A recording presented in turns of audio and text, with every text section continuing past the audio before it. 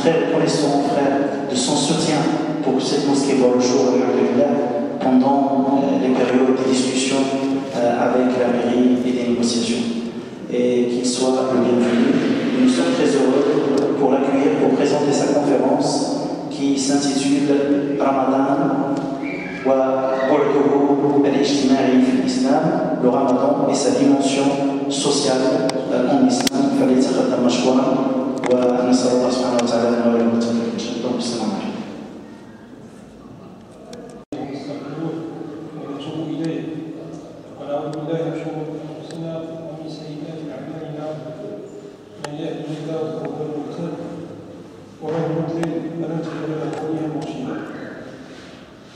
سبحانه وتعالى على نعمه التي لا تعد ولا تحصى وكما قال الله عز وجل ان تعبدوا نعمه الله لا تحصوها وصلى الله سبحانه وتعالى ان يعرفنا بها بدوامها وان لا يعرفنا بها بزوالها وكما قال النبي صلى الله عليه وسلم احسنوا جوار نعم الله فانها قلما فرقت دار قوم ثم عادت اليه. نحمده سبحانه وتعالى ان جمع بيننا في هذا اللقاء المبارك في هذا المكان المبارك في هذا الشهر المبارك وكما ذكر بذلك اخونا الحسين فنحن على ابواب العشر الاواخر من هذا الشهر الكريم الذي اوله رحمه ووسطه مغفره واخره عتق من النار. نسال الله سبحانه وتعالى ان يجعلنا من عتقاء هذا الشهر الكريم. اولا وقبل كل شيء اريد ان اشكر الاخوه على دعوتهم المباركه لإلقاء هذه الكلمة المتواضعة بين أيديكم وأنا فرح جدا بهذه المحاضرة في هذا المكان وكما ذكر بذلك أخونا الحسين فهذا المشروع لم يتم بسهولة. كانت هناك عدة عراقيل وكانت هناك عدة عقبات وهذا الحمد لله في هذا الشهر الكريم تقام فيه صلوات وتقام فيه صلاة التراويح وتقام فيه محاضرات ودروس ومواعظ فهذا من فضل الله عز وجل علينا وعلينا. وكما قال الله عز وجل في سورة النور في بيوت أذن الله أن ترفع ويذكر فيها اسمه يسبح له فيها بالغدو والآصال رجال لا تلهيهم تجارة ولا بيع عن ذكر الله وإقام الصلاة وإيتاء الزكاة يخافون يوما تتقلب فيه القلوب والأبصار. في بيوت أذن الله أن ترفع فهذا المكان بالضبط أذن الله سبحانه وتعالى من فوق 7 سماوات أن يقام فيها هذا المسجد المبارك.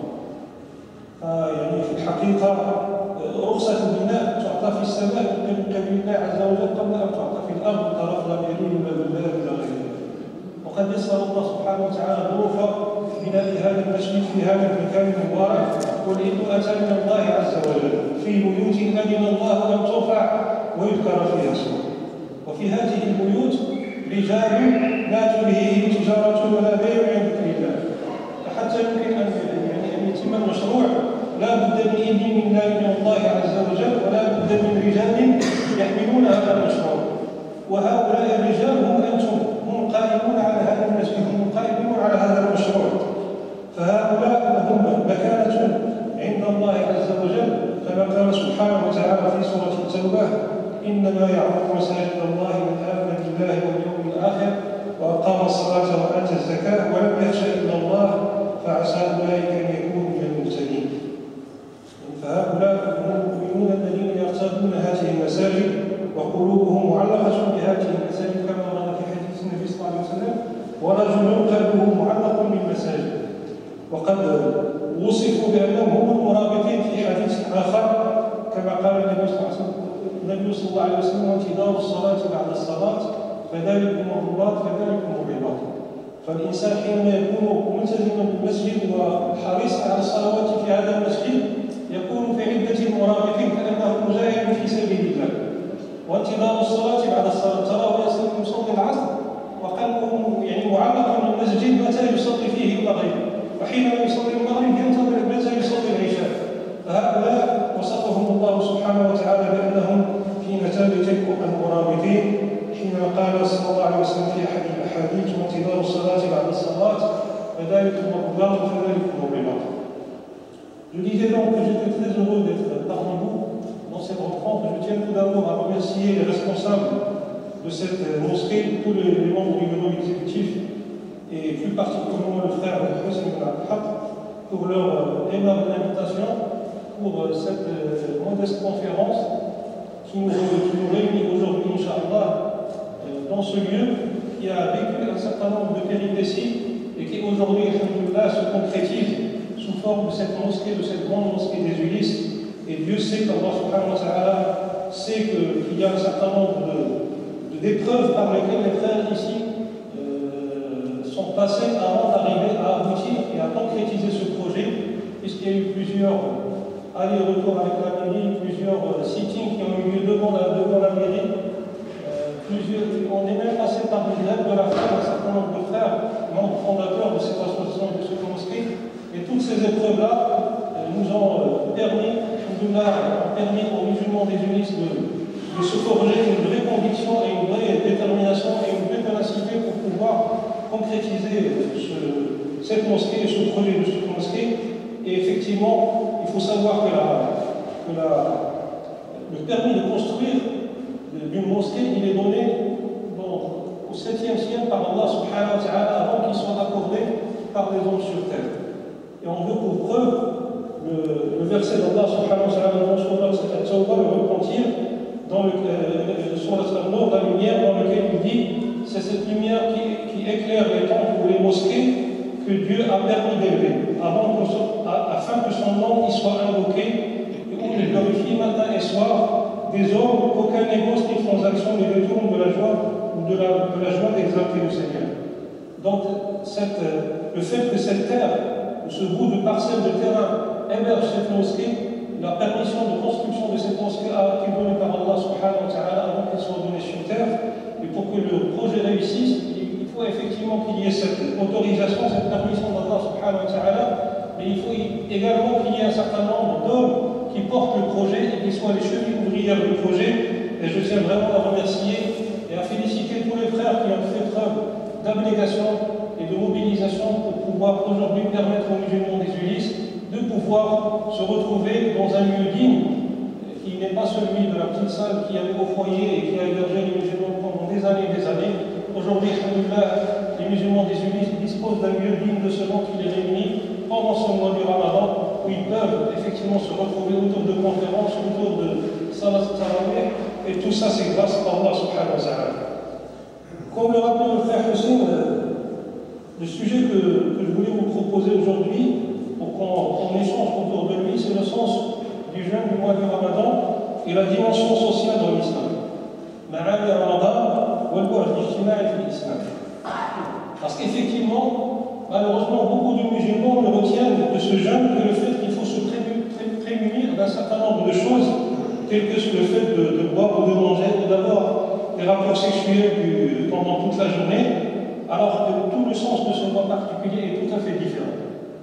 L'objectif en soi, ce n'est pas d'arrêter de manger, de boire et d'avoir des rapports sexuels, bien sûr illicites, du lever jusqu'au coucher du soleil, mais le sens particulier de ce mois, il concerne une autre chose qui est fondamentale, c'est la notion de rupture. Et c'est ça le premier message qu'il faut retenir de ce mois sacré, c'est la notion de rupture. Une rupture au sens effectivement de s'éloigner d'un certain nombre de choses habituelles que nous avons l'habitude de faire et qui doit aboutir à une revitalisation de notre foi, à une revivification de notre foi, de notre vie spirituelle et de la dimension spirituelle du croyant et de la croyante. Allah subhanahu wa ta'ala يريد أن يذكرنا بالمعنى الحقيقي لصوم شهر رمضان وذلك متناقض من قول الله عز وجل في سورة البقرة يا أيها الذين آمنوا كتب عليكم الصيام كما كتب على الذين من قبلكم لعلكم تتقون كتب عليكم الصيام كما كتب على الذين من قبلكم لعلكم تتقون. Dans ce verset de Surat al-Baqarah, la page, Allah subhanahu wa ta'ala nous dit, vous indiquez le vrai sens du jeûne du mois du Ramadan. Ô vous qui portez la foi, ô vous qui croyez, le jeûne vous est prescrit comme il a été prescrit à ceux qui vous ont précédés. Peut-être atteindrez-vous la crainte révérentielle. Et à travers ce verset, on peut en déduire deux enseignements. Le premier enseignement, c'est qu'Allah subhanahu wa ta'ala nous rappelle que cette prescription nous marque en tant que musulmans, nous inscrit dans la lignée, dans la dimension de toutes les spiritualités et de toutes les révélations depuis Adam alayhi salam jusqu'à Muhammad sallallahu alayhi wa sallam. Dieu vous a prescrit le jeûne comme il a été prescrit à ceux qui vous ont précédés. Et ceci correspond donc à une inscription de l'islam dans cette lignée des différentes spiritualités avec cette pratique particulière qui est le fait de s'abstenir de boire, de manger et de vivre pendant une période de l'année, pendant un certain moment de sa vie, en rupture avec ses habitudes, qui se répètent, et ces habitudes, le fait qu'elles se répètent, elles endorment, et qui finalement peuvent émousser justement la foi du musulman et peuvent avoir un effet supporifique sur sa conscience. Donc c'est le premier message qu'il faut retenir de ce verset, c'est que le jeûne du mois du Ramadan veut correspondre à une certaine rupture par rapport à une habitude. Des choses habituelles que nous avons l'habitude de faire, et bien Allah subhanahu wa ta'ala nous pousse à rompre avec ces habitudes pour qu'il y ait une sorte d'électrochoc dans notre conscience, pour réveiller cette conscience, réveiller cette foi, le revitaliser et la revivifier. فالمعنى الأول الذي يجب أن نستخلصه من هذه الآية الكريمة هو أن الإسلام امتداد لباقي الأديان السماوية مثل اليهودية والمسيحية من آدم عليه السلام إلى النبي صلى الله عليه وسلم. في كل هذه الأديان هناك نوع من الصوم، نوع من الصيام الذي شرع لكل معتنق هذه الأديان إلى أن تم وصفه للمسلمين داخل الإسلام. والإسلام يشترك مع هذه الأديان في هذه الشعيرة وهي الصيام. فالمصدر واحد لأن مصدر كل هذه الديانات السماوية هو الله سبحانه وتعالى خالق كل شيء ورب السماوات والأرض. Nous retiendrons donc qu'à travers cette prescription particulière, Allah subhanahu wa ta'ala nous replace, comme je disais, dans le cycle des prophéties pour nous dire qu'il y a un secret du jeûne. Et c'est le secret de tous ceux qui veulent vivre avec leur cœur et non avec leur corps. C'est le secret pour ceux qui veulent vivre avec leur esprit et non avec leur envie. Et c'est le secret de ceux qui veulent approfondir leur spiritualité et ceux qui veulent se rapprocher de Dieu, se rapprocher d'Allah subhanahu wa ta'ala pendant ce mois sacré. Et donc le jeûne a effectivement cette dimension-là, c'est ça qu'il faut retenir comme premier enseignement. Premièrement, c'est un moment de rupture qui réveille, et non simplement comme un moment de privation qui gêne. Donc, il faut bien faire la différence entre ces deux aspects. Malheureusement, beaucoup de gens voient le jeûne comme une privation, alors qu'au contraire, c'est une rupture pour réveiller l'être humain. Ça, c'est le premier enseignement. Le deuxième enseignement, il suffit de continuer à lire ce verset de Surah Al-Baqarah. Allah subhanahu wa ta'ala في نفس السورة يقول شهر رمضان الذي أنزل فيه القرآن هدى للناس وبينات من الهدى والفرقان. إذا هذا الشهر الذي أنزل فيه القرآن حينما أنزل من البيت المعمور إلى البيت المحمود إلى بيت العزة عند الله عز وجل. Donc il suffit pour le deuxième enseignement à tirer de cette dimension du jeûne du mois du Ramadan, il suffit de continuer de lire ces versets dans Surah Al-Baqarah, et dans la même Surah, Allah subhanahu wa ta'ala dit ce mois du Ramadan dans lequel est descendu le Coran, qui est une guidance pour les gens et qui est l'expression de la guidance et du discernement. Et que nous dit Allah subhanahu wa ta'ala à travers ça? Il nous dit que c'est pendant ce mois sacré, que le Coran a été révélé justement, et plus particulièrement dans la nuit du destin, Laylatul Qadr التي كما قال النبي صلى الله عليه وسلم تلقفوها في العشر الأواخر ونحن على أبواب العشر الأواخر. فهناك هذه العلاقة المميزة بين العبد وبين كتاب الله عز وجل في هذا الشهر الكريم الذي أنزل فيه القرآن. هذا الشهر هو شهر القرآن، وهذا هو المعنى الثاني الذي يجب أن نحتفل به وأن نتمعن وهو أن نفهم من هذا الشهر الكريم. Donc c'est effectivement pendant ce mois qui est que du ciel le plus élevé jusqu'au ciel le plus bas. Premièrement, le Coran a été dans un premier temps révélé, et cette première révélation a été faite pendant le mois du Ramadan, pendant la nuit du destin. Et en plus, cette révélation initiale a été également le début de 23 ans de révélation, puisque une fois que le Coran a été justement descendu en bloc pendant la nuit du destin, par la suite, il a continué à alimenter les musulmans à l'époque du prophète Muhammad sallallahu alayhi wa sallam pendant 23 ans. Et donc ce début de cette série de révélations, de cette longue période de révélation pendant 23 ans, elle a commencé justement pendant ce mois sacré du Ramadan. إذا فهذا الشهر هو شهر تلاوة القرآن، هذا الشهر هو شهر تدبر القرآن، هذا الشهر هو شهر الاستئناس بالقرآن.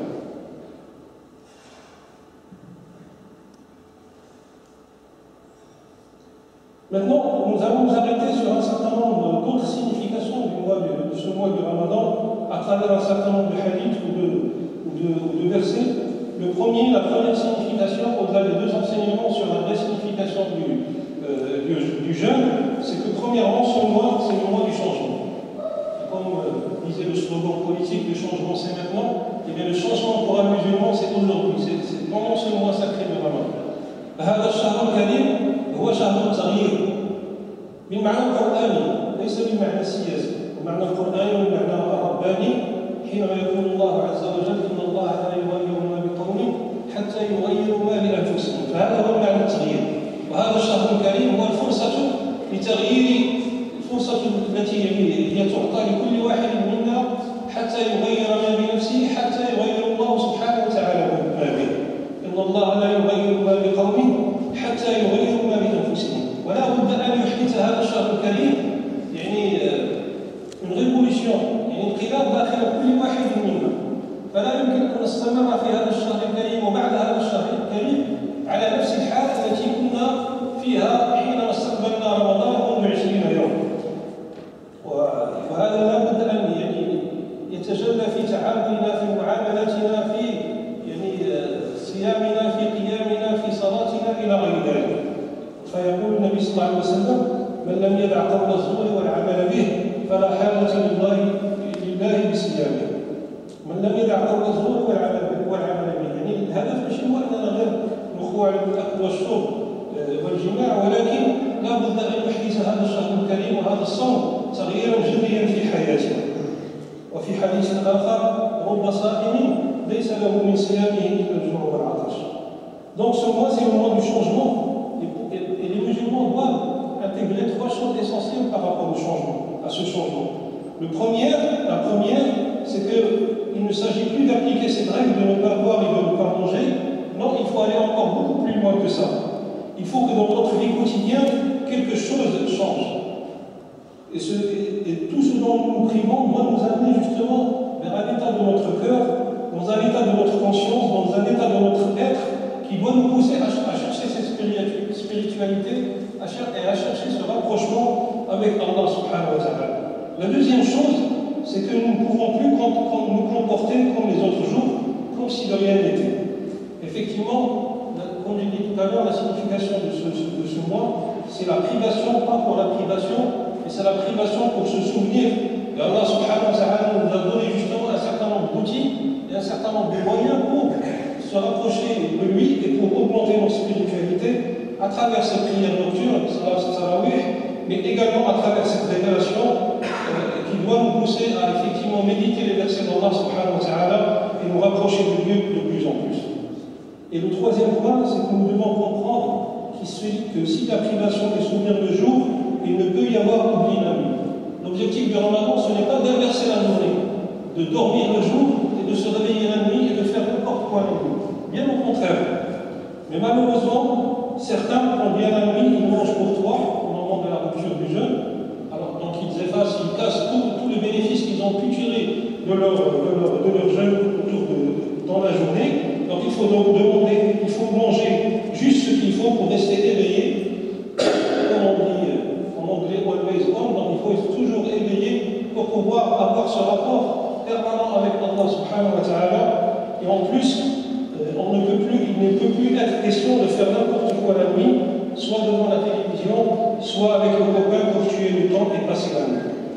Donc, الصوم ليس هو استبدال الليل بالنهار، وعلى المسلم أن يكون في رمضان أن يكون يقظا كما كنقولوا بالدارجة، أن يكون شاعر دائما، بحال التلفازة اللي شاعر، ماشي شاعر بالمعنى ديال الدارجة ديال التربية أنه شاعر، ولكن شاعر أنه دائما يقظ. تلك اليقظة التي تعني الحس، يقظة الحس ويقظة الشعور، والتي تحيي الإيمان في العبد، الإيمان بالله عز وجل. Donc c'est le mois du changement, Shahr al-Taghyir, c'est également le mois du pardon, Shahr al-Maghfirah. يقول النبي صلى الله عليه وسلم من صام رمضان إيمانا واحتسابا غفر ما تقدم له من ذنبه. Donc c'est effectivement également ce mois sacré, c'est le mois du pardon. Et ce mois du pardon, on peut le déduire de ce hadith du prophète sallallahu alayhi wa sallam dans lequel il dit: qui jeûne le mois du Ramadan avec foi et avec persévérance, Dieu lui pardonnera tous les péchés qu'il a commis auparavant. Et donc le Ramadan a cet deuxième effet, après celui de la rupture, celui du rapprochement d'Allah subhanahu wa ta'ala, celui de la méditation, de la révélation d'Allah subhanahu wa ta'ala qui est le Coran, c'est également le mois de la purification. Et ça c'est aussi un autre sens qu'il faut retenir, c'est le mois de la purification. الله سبحانه وتعالى يغفر يعني كل ما قام به الانسان من ذنوب يعني من رمضان الى رمضان ومن الجمعه الى الجمعه ومن الحج الى الحج. الله سبحانه وتعالى يعطينا كل هذه الفرص لكي نكفر عن سيئاتنا ويمحوها سبحانه وتعالى. Donc le Ramadan est donc un mois de purification, un mois qui efface, un mois qui approfondit, et plus il approfondit et plus il efface. Et plus notre conscience est dans le rapprochement avec Allah subhanahu wa ta'ala, et plus il pardonnera ce que nous avons fait dans les négligences, tellement nous donnons effectivement l'effort pour pouvoir éviter cette négligence. La troisième chose, c'est que ce mois, c'est le mois de la proximité. La proximité avec Allah subhanahu wa ta'ala et la proximité avec les créatures d'Allah subhanahu wa ta'ala, avec les êtres humains. هذا الشهر الكريم أيضا هو شهر القرب من الله عز وجل وشهر القرب من عباد الله عز وجل. Allah subhanahu wa ta'ala et le prophète sallallahu alayhi wa sallam ont beaucoup mis l'évidence que dans ce jeûne, il y a le rapprochement, dans ce jeûne, il y a la spiritualité, mais dans ce jeûne, il y a aussi la proximité avec Allah subhanahu wa ta'ala. Et on en veut pour preuve ce hadith qudsi dans lequel Allah azza wa jalla yaqul: كل عمل ابن آدم له إلا الصوم فإنه لي وأنا أجزي به. ننظر إلى هذا القرب بين العبد وبين الله عز وجل. الله سبحانه وتعالى يقول بأن كل أعمال بني آدم هي له إلا الصوم، لأن القضية ديال الصوم بينك وبين الله سبحانه وتعالى. يمكن لك تدخل البيت ديالك مع الناس راك صايم، ولكن تدخل البيت ديالك وتاكل وتشرب وما شافك بين قوسين. ولكن حينما تكون مختلف مع الله عز وجل، العلاقة يعني بينك وبين الله عز وجل في هذه العبادة تكون علاقة مباشرة. وهنا الله سبحانه وتعالى يقول بأنه هو أيضا هو بنفسه الذي سوف يتكفل بالجزاء عن هذا الصوم. فما ظنكم بالله عز وجل وقد توكل بنفسه أن يجزي الصائم. فإنه لي وأنا أجزي به. فهذه بشرى من الله عز وجل لكل عباده المؤمنين الصائمين. Donc dans ce hadith, le prophète sallallahu alayhi wa sallam dit, ou Allah subhanahu wa ta'ala dit à travers le prophète, c'est ça la définition du hadith qudsi, c'est que le sens il est d'Allah subhanahu wa ta'ala, mais la parole est du prophète sallallahu alayhi wa sallam. Il dit tous les actes du fils d'Adam, c'est-à-dire le jeûneur en quelque sorte, sont pour lui sauf le jeûne. Et il est à moi, et c'est moi qui en donne la récompense.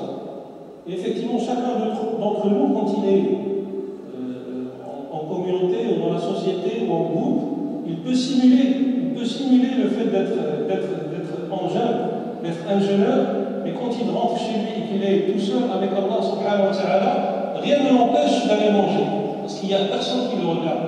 Mais par contre, sa relation directe avec Allah subhanahu wa ta'ala, c'est ça qui le pousse à continuer à observer ce jeûne. Et donc cette relation directe et particulière du jeûneur avec son Créateur, Allah subhanahu wa ta'ala en conséquence a pris sur lui de récompenser lui-même ce jeûne et ce jeûneur.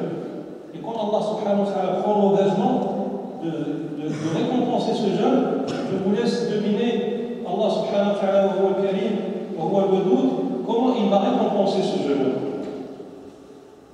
La cinquième caractéristique, et c'est celle qui nous rapproche et qui nous faut rentrer vraiment dans le vif du sujet par rapport à cette dimension sociale de l'islam, c'est que ce mois sacré, c'est également le mois de la générosité. هذا الشهر الكريم هو أيضا شهر الجود والكرم والسخاء. فالنبي صلى الله عليه وسلم كان أجود الناس وكان أجود الناس ما يكون في رمضان. Tout le long de l'année, le prophète sallallahu alayhi wa sallam est très généreux. Il était très généreux tout le temps. mais il était encore plus, il n'était jamais aussi généreux que pendant ce mois sacré de Ramadan. Et nous savons très bien, comme disait le professeur dans un hadith, la meilleure des charités, c'est celle qui est accomplie pendant le mois du Ramadan.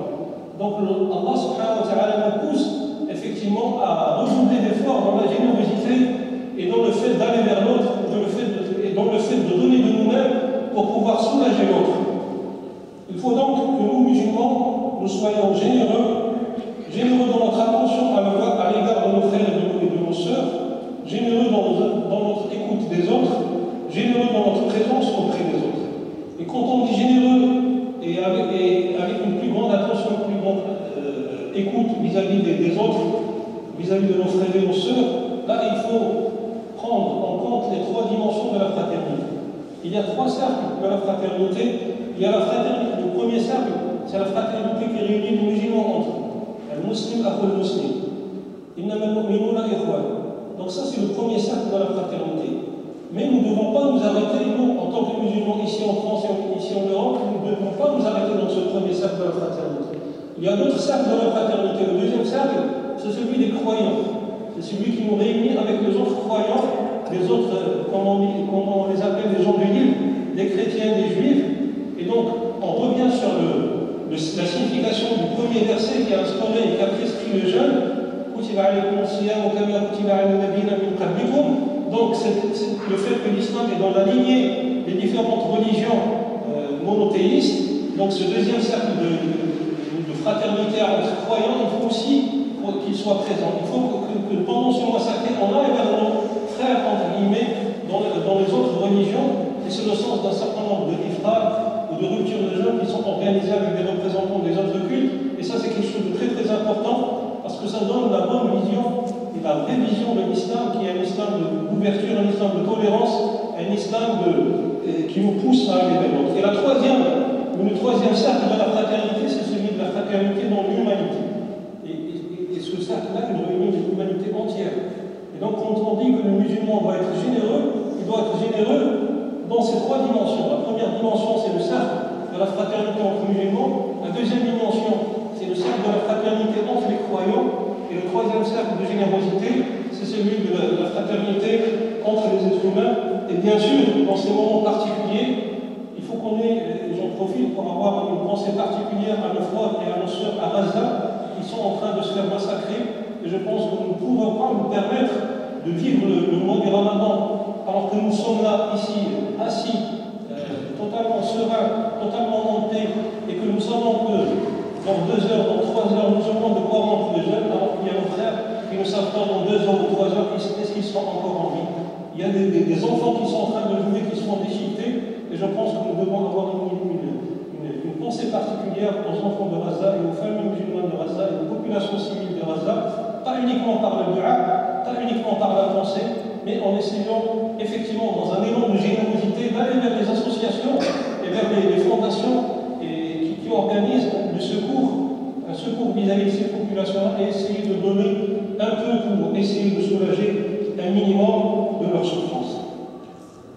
قلت علينا هذا الشهر هو شهر الجود والكرم، فعلينا إذا أن نكون أسقياء في هذا الشهر الكريم مع كل إخواننا وأخواتنا. وحينما نتكلم عن الأخوة يجب أن نأخذ الدوائر الثلاث للأخوة. هناك الدائرة الأولى وهي الأخوة في الإسلام، وهذه تجمع بين المسلمين جميعا، ولكن هناك دوائر أخرى لا بد أن نستحضرها. الدائرة الثانية وهي الأخوة في الإيمان، وهذه تجمعنا مع معتنق الديانة الأخرى من المسيحية واليهودية. وأظن بأنه كان هناك إفطار قد نظم في هذا من طرف جمعية الأندلس في هذا المسجد، وكان منفتح على كل مكونات المجتمع الفرنسي في هذه المدينة. فهذه من السنن الحسنة التي الحمد لله بدأت تتكرر في هذا الشهر الكريم، والتي من شأنها أن تغير صورة الفرنسيين والمجتمع الفرنسي للإسلام والمسلمين. علينا أن نستغل هذا الشهر الكريم لربط هذه العلاقات ولمحاولة تغيير الصورة المشوهة التي نجدها في الإعلام حول الإسلام والمسلمين. فعلينا أن نأخذ بالأخوة في الدوائر الثلاث: دائرة الإسلام أولا، ودائرة الإيمان ثانيا، ودائرة الإنسان أو الإنسانية ثالثا. فكل البشر سبحانه وتعالى يعني يحثنا على محاولة يعني الإفراج عن كربهم كما ورد ذلك في ذلك في عدة أحاديث. فإذا هذا الشهر هو شهر السخاء وشهر العمل الاجتماعي، والدليل على ذلك أنه في النهاية يعني ينتهي أيضا بالصدقة والزكاة، وهي زكاة الفطر. Ce mois sacré, c'est le mois de la générosité. Bien sûr, cette générosité elle doit se passer pendant tout le mois du Ramadan. Et comme je vous ai dit tout à l'heure, je vous ai rappelé le hadith qui relatait le comportement du prophète pendant ce mois sacré. Il était généreux toute l'année, il était encore plus généreux pendant ce mois sacré. Et le fait de démontrer que ce mois, c'est effectivement le mois de la générosité, il se termine également par un mouvement, par un acte de générosité qui est Zakat al-Fitr. Donc il est demandé aux musulmans de donner à la fin du mois du Ramadan cette Zakat, qui est Zakat al-Fitr. Et donc c'est un don qui est à la fin du jeûne, il correspond à une aumône. Et pour l'ensemble des savants musulmans, il est de l'ordre de l'obligation. Quelle que soit la situation sociale de n'importe quel musulman ou musulmane, il est amené à donner cette aumône. Il faut s'en appliquer 1 ou 2 jours avant la prière de nuit. Et plus on recule, plus on retarde cette aumône, et mieux c'est. Et donc ce don, il est effectivement destiné aux pauvres. Il est à la mesure de ce qu'un pauvre peut manger.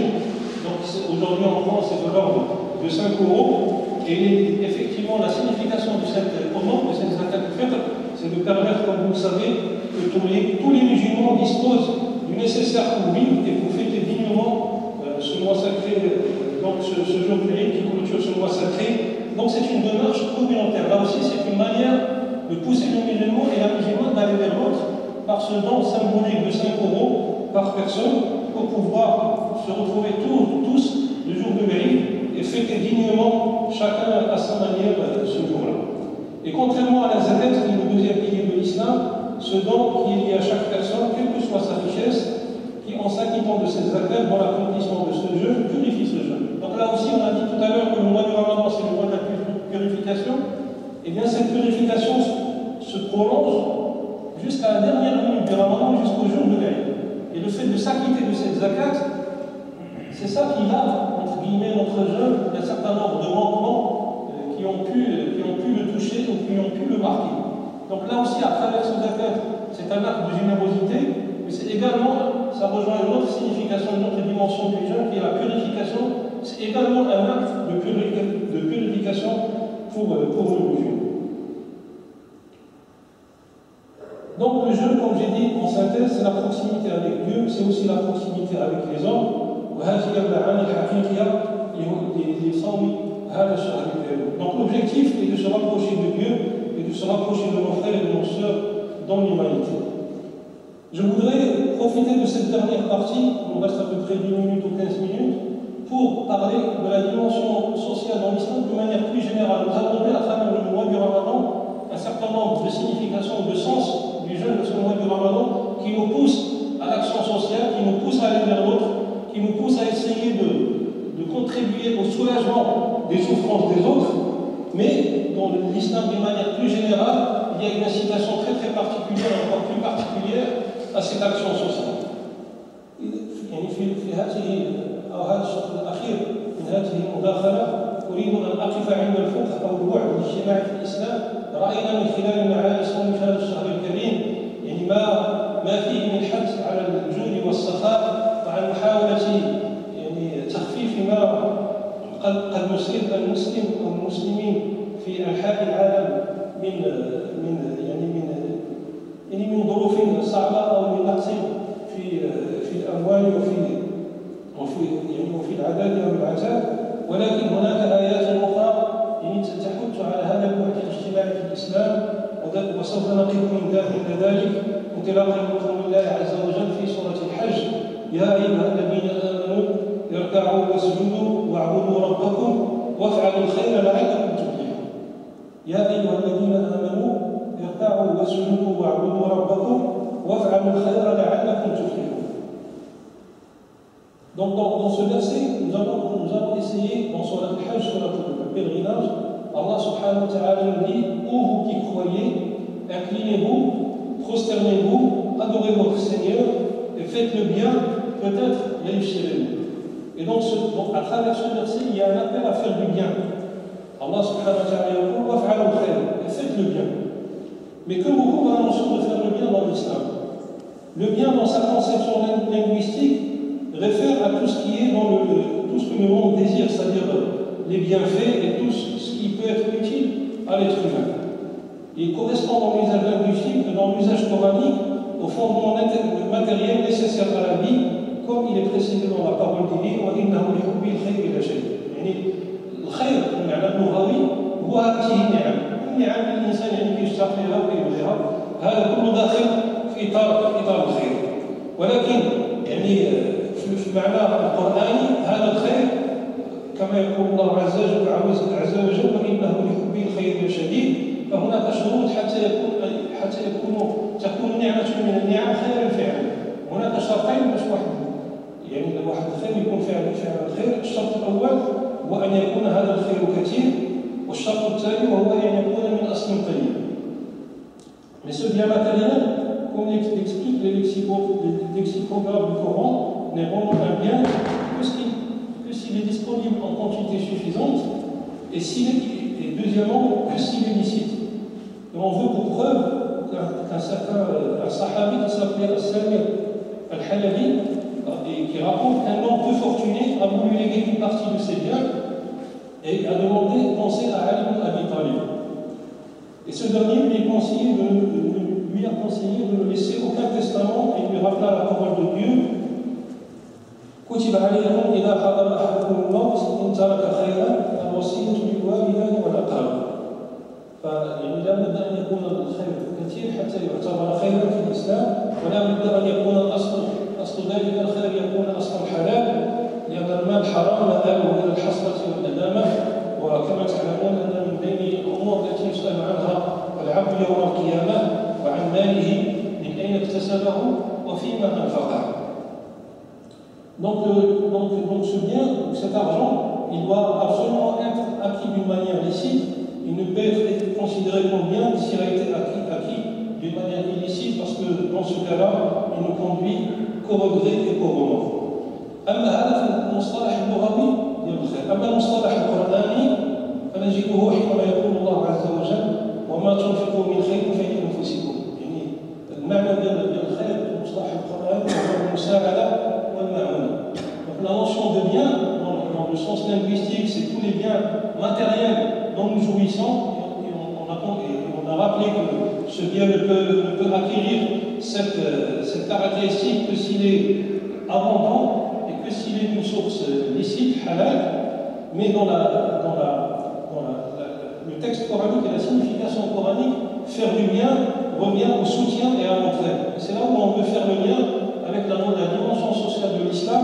C'est que dans ce verset, Allah subhanahu wa ta'ala, quand il dit Ya ayyuhalladhina amanu irka'u wasjudu wa'budu rabbakum waf'alu al-khayra la'allakum tuflihun. فعل الخير هذا المعنى ديالو هو المساعدة والمعونة وتقديم المساعدة للآخرين وإغاثة الملهوف إلى غير ذلك. Donc faire du bien dans le texte coranique correspond plutôt au soutien et à l'entraide. Et Allah subhanahu wa ta'ala nous dit وَمَا تُنْفِقُوا مِنْ خَيْرٍ فَلِأَنفُسِكُمْ. Et ce que vous dépensez de vos biens sera à votre avantage. Et dans un autre verset, Allah subhanahu wa ta'ala dit وَمَا تُنْفِقُوا مِنْ خَيْرٍ يُوَفَّى إِلَيْكُمْ وَأَنْتُمْ لَا تُظْلَمُونَ. Dans ce verset, Allah subhanahu wa ta'ala nous dit et ce que vous dépensez de vos biens dans les bonnes œuvres vous sera rendu pleinement et vous ne serez pas lésés. Donc il y a deux interprétations possibles de la notion de faire du bien. Premièrement, faire du bien qui s'accomplit par la parole et par l'acte. Et deuxièmement, et c'est ça sur lequel nous souhaitons insister, c'est faire du bien qui s'accomplit par l'entraide qui est apportée aux nécessiteux. إذا هناك معنيين لفعل الخير التي وردت في هذه الآية: فعل الخير مطلقا سواء بالقول أو بالعمل، وأيضا فعل الخير الذي يعني تقديم المساعدة للمحتاج. والله سبحانه وتعالى قد جعل أو دعا إلى فعل الخير في هذا السياق كدعوته إلى أمور كلها وجه كالركوع والسجود والعبادة. الله سبحانه وتعالى قال: يا أيها الذين آمنوا اركعوا واسجدوا واعبدوا ربكم وافعلوا الخير. يعني فعل الخير جعله في نفس المستوى مع العبادة الأخرى من ركوع وسجود وعبادة لله عز وجل. Donc la bienfaisance apparaît comme une soumission à Allah subhanahu wa ta'ala et comme une volonté de satisfaire Dieu, et nous en déduisons que la réussite des individus et de la société est conditionnée par deux choses, la bonne pratique religieuse et également par la bonne action sociale. Le temps ne nous permet pas d'aller encore beaucoup plus loin dans le développement de cette notion de faire du bien. Je voudrais juste terminer en 5 minutes par une traduction de faire de la bienfaisance qui s'est traduite à travers les différents siècles chez les musulmans, c'est la notion de waqf. Le waqf est la forme la plus importante de la bienfaisance durable. Les musulmans ont eu cette notion. On parle aujourd'hui beaucoup de développement durable, une notion qui a été inventée entre guillemets depuis quelques années, mais l'islam a créé cette notion de bienfaisance durable depuis que le prophète sallallahu alayhi wa sallam a instauré la notion du waqf de son temps.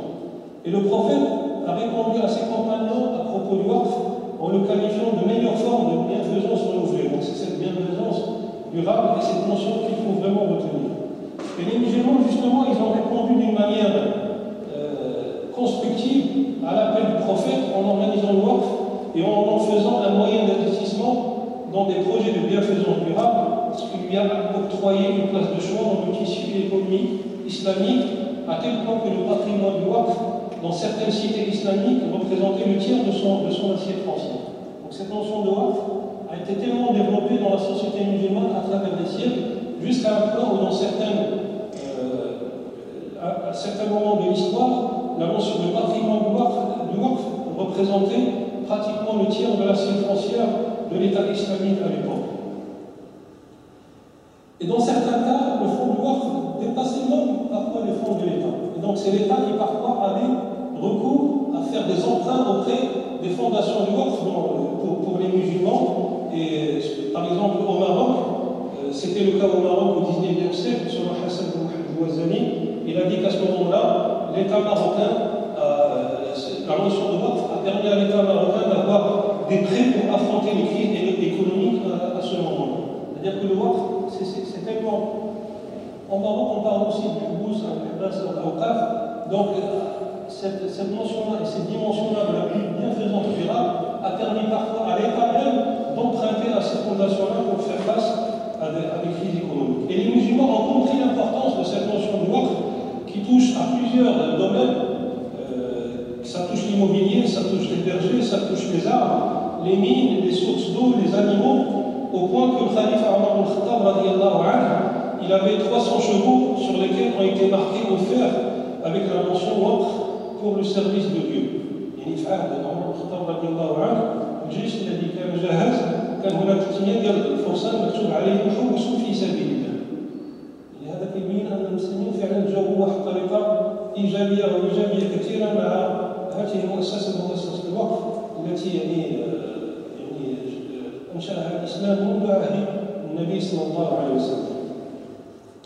Et le Cheikh Miara a relaté dans son exégèse du livre Tuhfat ibn al-As, dans le chapitre Al-Hajj ou As-Sadaqa, que dans la Qisariya de Fès, il y avait un fonds qui avait atteint la somme de 1000 ouqiyas qu'un régisseur prêtait à ceux qui en avaient besoin, et ce qui représentait l'équivalent des microcrédits modernes. Même dans la société marocaine, on relate dans la ville de Fès, dans le Qisariya, c'est-à-dire le bazar et dans l'ancien marché, le marché traditionnel, il y avait un fonds spécial qui réunissait un certain nombre de dons d'or, et donc ces dons étaient mis à disposition des nécessiteux qui voulaient avoir un projet ou une acquisition, et donc ils faisaient des prêts, bien sûr des prêts à taux zéro, ce n'était pas des prêts rémunérés, et donc ça permettait, ça correspondait à peu près à la notion de microcrédit qu'on voit aujourd'hui, pour soutenir un certain nombre de micro-entreprises qui étaient lancées à l'époque. Et je pense qu'il y a beaucoup de choses à tirer de cet enseignement-là. Je vous invite vraiment à regarder cette notion-là. Il y a aussi le docteur Moussini, qui était contrôleur de waqf au Maroc de 1942 à 1956, qui a réalisé une recherche intitulée Les Hamous du Maroc, Fondation Pieuse. Ce livre avait été préfacé à l'époque par Jacques Vert, où il cite plusieurs types de waqf, les mosquées, les zawayas, les fontaines publiques, les toilettes publiques. Il y avait même des toilettes publiques qui étaient mises à disposition, construites par les musulmans et mises à disposition pour que tout le public et toute la communauté en bénéficie. Il y avait aussi les soldats, donc les mosquées pour faire la prière de nuit, les eaux d'irrigation, les eaux potables. Il y avait également un certain nombre de biens immobiliers et agricoles. Il y avait des commerces, il y avait même des établissements d'enseignement. C'est-à-dire qu'on finançait la recherche scientifique par cette notion de waqf. Tellement il a pris une dimension importante dans la société marocaine. Et donc ces biens du waqf ont constitué un stimulant pour l'infrastructure scientifique, puisqu'elle a contribué au développement de l'enseignement et de la recherche scientifique en procurant effectivement des fonds pour la rétribution des étudiants et des enseignants. Et il y a beaucoup de choses à tirer, soit de la notion de waqf, qui est l'une des formes de bienfaisance durable, mais il y a également d'autres méthodes qui ont été données par l'islam et qui ont été proposées par l'islam. Je peux en citer quelques-uns. هناك عدة أبواب للتبرع، هناك الكفالة، هناك الوصية، كاين الصدقة، كاين الهبة، كاين الصدقة الجارية، كاين المنيحة، عشرات من أبواب التبرع، عشرات من أبواب فعل الخير كما ورد في قول الله عز وجل: وافعلوا الخير لعلكم تفلحون. فلا أريد أن أطيل عليكم، أريد أن أذكر نفسي وإخوتي في الأخير لأننا على أبواب العشر الأواخر من هذا الشهر الكريم، وكما في علمكم فالنبي صلى الله عليه وسلم كان في هذه العشر الأواخر يوقظ أهله ويشد مئزره ويحيي ليله. Donc je disais que nous sommes, pour conclure, à la porte des 10 derniers jours, et ce sont 10 derniers jours pour accentuer la rupture dont nous avons parlé tout à l'heure, pour accentuer le rapprochement avec Allah subhanahu wa ta'ala pendant ces 10 derniers jours. Et le prophète Muhammad sallallahu alayhi wa sallam accumulait les bonnes œuvres durant ces jours, signe de leur grande vertu. Et dans un hadith authentique rapporté par Muslim et Aisha a dit, quand les 10 derniers jours du Ramadan arrivaient, le prophète passait sa nuit dans l'adoration, il réveillait sa famille, c'est-à-dire la nuit, pour accomplir les actes d'adoration et les prières de Tarawih et de Tahajjud. Il redoublait d'efforts et il serrait son bizarre, son pain, c'est-à-dire qu'il s'abstenait des relations sexuelles même pendant la nuit pour se consacrer à l'adoration d'Allah subhanahu wa ta'ala. Donc je vous invite et je m'invite moi-même à redoubler d'efforts pendant ces 10 derniers jours, parce qu'à l'arrivée, il y a les deux récompenses du jeûneur, الصائم فحسان فرحة عند الصيام عند فطره وفرحة عند لقاء ربه. Celui qui jeûne a deux joies, celle de la fin du jeûne et celle de la rencontre quand il rencontre son Seigneur au milieu de son jeûne. Et comme il a été invoqué dans un hadith, parmi les récompenses, Allah subhanahu wa ta'ala nous promet, à travers un hadith du prophète sallallahu alayhi wa sallam, dans lequel il dit: une des portes du paradis est appelée porte de Rayyan, la porte des rafraîchissements. Seuls ceux qui jeûnent la franchiront. Il sera dit: où sont ceux qui jeûnaient? Ils se lèveront alors et entreront. Aucune autre personne ne le franchira, elle sera refermée à jamais. جعل الله ممن يدخلون من باب الريان ان شاء الله تعالى، وجعلنا من متقدم الشعب الكريم.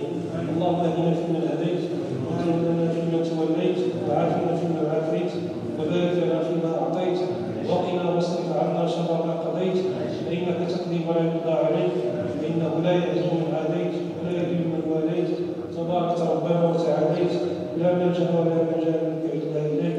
سبحان ربك